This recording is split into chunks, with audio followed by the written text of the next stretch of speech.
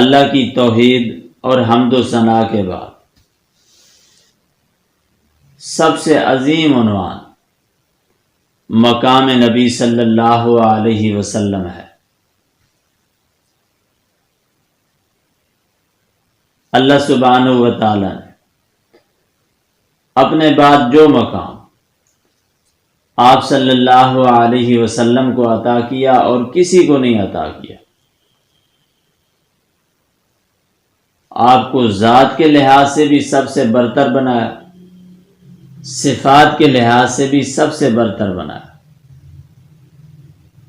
آپ کے حسب و نسب کو بھی سب سے اعلیٰ اور عظیم بنایا، پھر گاہے بگاہے وقتاً فوقتاً رب العالمین نے آپ کے مقام کو ثابت بھی کیا۔ کبھی عالم ارواح میں انبیاء علیہم السلام کے اجتماع میں آپ کے مقام کو ثابت کیا، کبھی قرآن کی صورت میں آپ کے مقام کو ثابت کیا، کبھی معراج کی صورت میں آپ کے مقام کو ثابت کیا، بلکہ معراج کی صورت میں تو باقاعدہ آپ کے مقام کو واضح کیا گیا۔ کیسے واضح کیا گیا؟ رب العالمین نے تمام نبیوں کو بیت المقدس میں جمع کیا، آپ صلی اللہ علیہ وسلم کو بھی بلایا،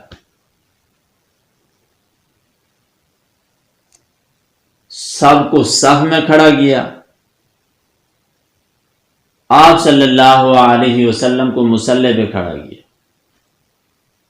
سارے نبیوں نے اللہ کے حکم سے حضور اقدس صلی اللہ علیہ وسلم کے پیچھے نماز پڑھی۔ یہ انعام اور کسی نبی کو نہیں ملا، نہ کسی اور مسجد کو یہ اعزاز ملا ہے۔ مسجدیں اور بھی تھیں، لیکن جس مسجد میں نماز پڑھانے والا بھی نبی تھا، پڑھنے والے بھی نبی تھے، وہ صرف بیت المقدس تھی۔ اسی وجہ سے آج فلسطین مسلمانوں کے لیے خاص ہے۔ بہرحال یہ نماز جو بیت المقدس میں پڑھی گئی، اس بات کا واضح ثبوت ہے لیلۃ المعراج آپ صلی اللہ علیہ وسلم کے مقام کو باقاعدہ ثابت کیا گیا۔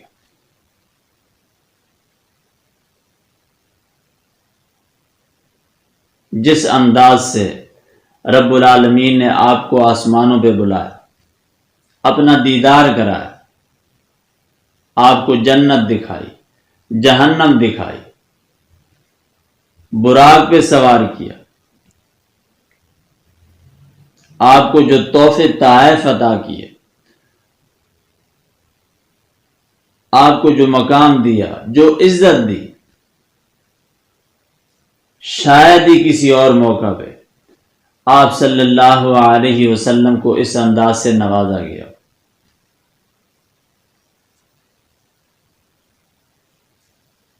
ایک عجیب انداز سے اس موقع پہ آپ کے مقام کو واضح کیا گیا۔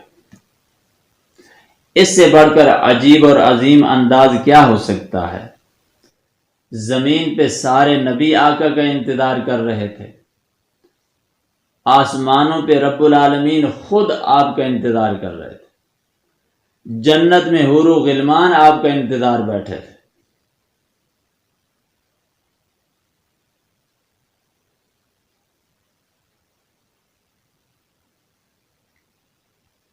اللہ نے خاص طبقوں سے آپ کا استقبال کروایا، عام کو نہیں بلایا، خاص شخصیات کو بلایا گیا۔ حضرت آدم، حضرت یوسف، حضرت موسیٰ، جتنے بھی آپ صلی اللہ علیہ وسلم کے شعبے کے حضرات تھے، سب کو بلایا۔ آپ کی آمد سے پہلے سارے نبی پہنچ گئے، آقا اور حضرت جبرائیل ابھی تک راستے میں تھے۔ دوسرے نبی پہلے آ گئے. اللہ نے فرمایا تم یہاں بیٹھ کر میرے حبیب کا انتظار کرو. نماز تب ہوگی جب امام آئے گا. میں آسمانوں پہ انتظار کرتا ہوں. فرشتوں سے کہا تم بھی انتظار کرو. جنت والوں سے کہا تم بھی انتظار کرو. ایسا انتظار رب العالمین نے نہ کسی کا کیا ہے نہ کروایا ہے. یہ کملی والے کا حق تھا جو لیلۃ المعراج کملی والے کو عطا کر دیا گیا. آپ کے علاوہ کوئی نبی ایسا نہیں گزرا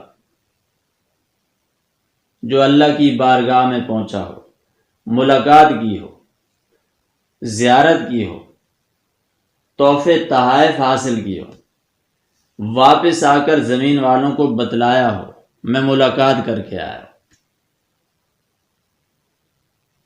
کسی نبی کو یہ انعام نہیں ملا. آپ صلی اللہ علیہ وسلم کے علاوہ جسے بھی عطا کیا گیا کسی نہ کسی وسیلے سے رب العالمین نے درمیان میں کوئی نہ کوئی پردہ حائل کیا. انبیاء علیہم السلام کو وحی کے ذریعے عطا کیا، ہمیں کسی نہ کسی وسیلے سے عطا کر رہے ہیں. عطا کرنے والے وہی ہیں، اللہ کے علاوہ کوئی داتا نہیں. انبیاء کے داتا بھی اللہ ہیں، اولیاء کے داتا بھی اللہ ہیں، فرشتوں کے داتا بھی اللہ ہیں، جنات کے داتا بھی اللہ ہیں. زمینوں میں، آسمانوں میں، دریاؤں میں، صحراؤں میں، روشنیوں میں، اندھیروں میں جتنے جاندار ہیں سب اللہ کے خزانے سے کھا رہے. اور اس کی شان سخاوت یہ ہے وہ اپنے کسی دشمن پہ بھی رزق کا دروازہ بند نہیں کرتا. اپنوں کو تھوڑا کھلاتا ہے، غیروں کو زیادہ کھلاتا ہے. یہ اس کی شان رحیمی ہے. لیکن سامنے آ کر کسی کو نہیں دیتا، سامنے آ کر کسی کی مدد نہیں کرتا. درمیان میں کوئی نہ کوئی پردہ ہوتا ہے. درمیان میں انسان ہوتا ہے، درمیان میں ہوائیں ہوتی ہیں، بادل ہوتے ہیں، اس کے پیچھے اللہ کی ذات اور قدرت ہوتی ہے. یہ اس کا انداز عطا ہے، یہ اس کا حسن ہے. اور اللہ کوئی دور بھی نہیں، اللہ ہمارے قریب ہے. وَنَحْنُ أَقْرَبُ إِلَيْهِ مِنْ حَبْلِ الْوَرِيدِ، شاہ رگ سے بھی زیادہ قریب ہے. ہمارے دائیں بائیں ہیں، ہماری ایک ایک سانس کی حفاظت کر رہے ہیں. ہماری سانسوں کا نظام، زندگیوں کا نظام اللہ کے حکم اور حکمت سے چل رہا ہے. لیکن نظر نہیں آتے. کیا شان ہے اللہ کی. ہم نے کبھی اپنی آنکھوں سے اللہ کی ذات کو نہیں دیکھا، اپنے کانوں سے اللہ سبحانہ و تعالیٰ کی آواز نہیں سنی، نہ کبھی اسے کہ کسی فرشتے کو دیکھا.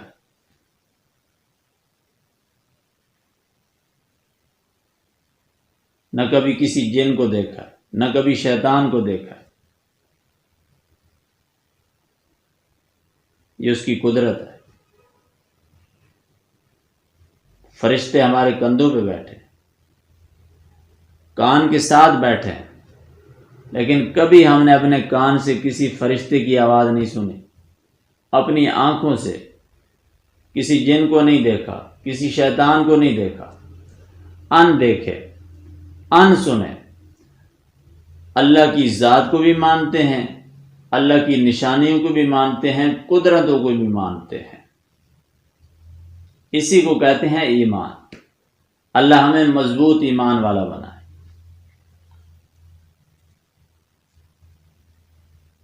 بہرحال بات کا مقصد اور خلاصہ یہ ہے، جو بات ہماری چل رہی ہے، جسے بھی اللہ نے عطا کیا کسی نہ کسی وسیلے سے. آپ صلی اللہ علیہ وسلم کو براہ راست عطا کیا، شب معراج اپنے پاس بلایا، سامنے بٹھایا، سامنے بٹھا کر اپنا دیدار بھی کرایا، انعامات بھی عطا کیے، اور معراج کی برکت سے آپ صلی اللہ علیہ وسلم کو مقام کے اس درجے پہ پہنچایا اللہ نے جس سے اوپر درجہ کوئی نہیں۔ تمام رفعتوں کو رب العالمین نے اس رات اپنے حبیب پہ تمام کر دیا۔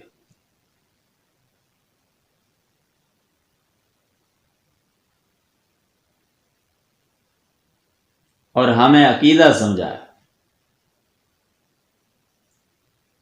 مقام نبوت کا اصول سمجھایا، فرمایا میری ربوبیت کے بعد، میری حکومت اور سلطنت کے بعد کائنات میں اگر کوئی ذات ہے وہ میرے محبوب محمد عربی کی ذات ہے، جس سے میں نے آج اپنے پاس بلایا ہے۔ اس جیسا میں نے کوئی بھی نہیں بنایا۔ بار بار رب العالمین نے اس چیز کو ثابت کیا، میرے حبیب جیسا کوئی نہیں، میرے حبیب جیسا کوئی نہیں، میرے حبیب جیسا کوئی نہیں۔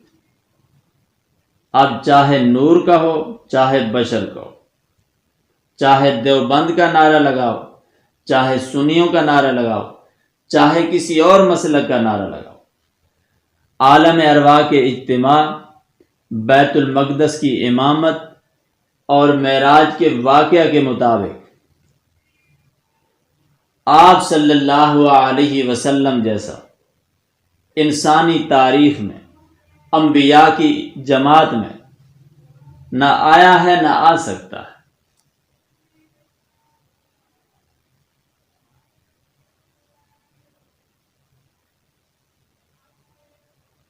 جو مقام آپ کو عطا کیا اور کسی کو نہیں عطا کیا۔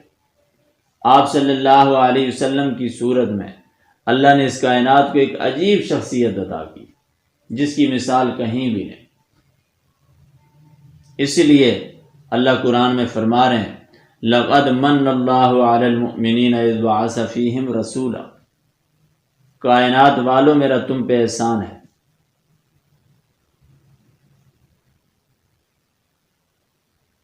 اور کسی نبی کی ولادت پہ احسان نہیں جتلایا، اولو العزم پیغمبر بھیجے، لیکن یہ نہیں فرمایا میرا احسان ہے۔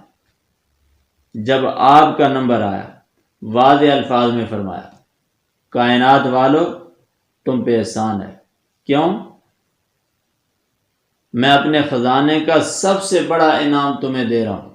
میرے پاس تمہارے لیے جو سب سے بڑا انعام تھا وہ میں آمنہ کی گود میں بھیج رہا ہوں۔ اس سے بڑا کوئی انعام نہیں میرے پاس تمہارے لیے، اس لیے میرا احسان ہے۔ رب العالمین ہمیں اس احسان کا قدردان بنائے، شکر گزار بنائے، اور آپ صلی اللہ علیہ وسلم کی اطاعت کرنے کی توفیق نصیب فرمائے۔ صرف ہم نے آپ کی تعریف پہ گزارا نہیں کرنا، صرف دعوے نہیں کرنے، آپ کی تعلیمات کے مطابق زندگی گزارنے کی کوشش کرنی ہے، آپ کی سنتوں کو زندہ کرنا ہے، آپ کی سیرت طیبہ کو پڑھنا ہے، آپ کی آمد کے مقصد کو سمجھنا ہے۔ رب العالمین سب کو قبول فرمائے۔ وآخر دعوانا ان الحمد للہ رب العالمین۔